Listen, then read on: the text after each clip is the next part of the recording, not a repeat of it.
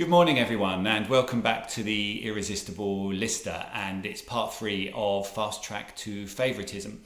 So we've talked about specialising in the property that you want to attract. We've talked about learning all about that so that you become the neighbourhood expert, and now it's time to start telling everyone in your neighbourhood that that's the kind of property that you deal with and should be called into.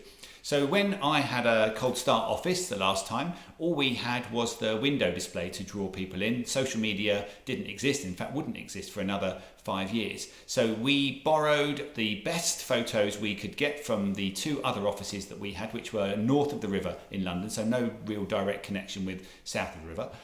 We put those in our window, but more powerful than that, we found quotes in the press about the neighbourhood that we were working in. So there was lots of regeneration at the time, and we put in large format quotes in our window that were noticed in a big way by lots of local homeowners. And often when I went in on valuations, people were talking about how much they liked the fact that we'd found those things. So you can still use that formula today. Even in your local press, there will be commentary about your neighbourhood, positive stuff about what it's like to live there, and that goes down really well with local homeowners.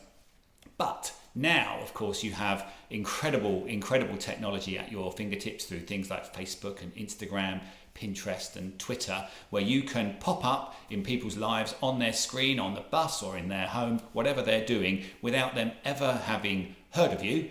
So what a remarkable thing that you can do for absolutely no money at all. Estate agents, though, can get a bit confused with how best to use social media. Mostly they seem to put property for sale or rent on it, which is, I'd say, about the least effective method of using your social media. I would say also make your life easy. Divide things into 2 categories: information and inspiration. So inspiration is around what you can show people, and things like Instagram and Pinterest are where people go to get inspiration, or maybe how to decorate their house, or on the kind of things they're interested in, the interiors they're interested in. So you can fill your feed with either the properties you've already dealt with that reflect the ones you want to get, or by using properties from other people's feeds, interior magazines or whatever. And quotes can come from either snippets from your blog or indeed from anything you find in the press that says good things about the area that you're in.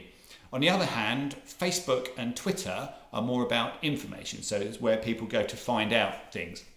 And that can be done, in fact, as your journal. If you think about the things you do in the day, what are you up to and what can you tell people? So when you're on valuations, if you're visiting a street or a building, you can do that. If you're on viewings, you can do the same thing. If there are people coming into the office for meetings or for picking up their keys, you have opportunities there. And then whenever you're out and about in your neighbourhood, seeing stuff that's happening in local life, then you have an opportunity to post that. And that, without thinking about anything else, will give you a post every day of the week. So Instagram and Pinterest for inspiration, Facebook and Twitter for information. And remember that people are always drawn to things that reflect their life. So all you need to do is put posts out there that reflect the lifestyles of the people who own the properties that you want to attract.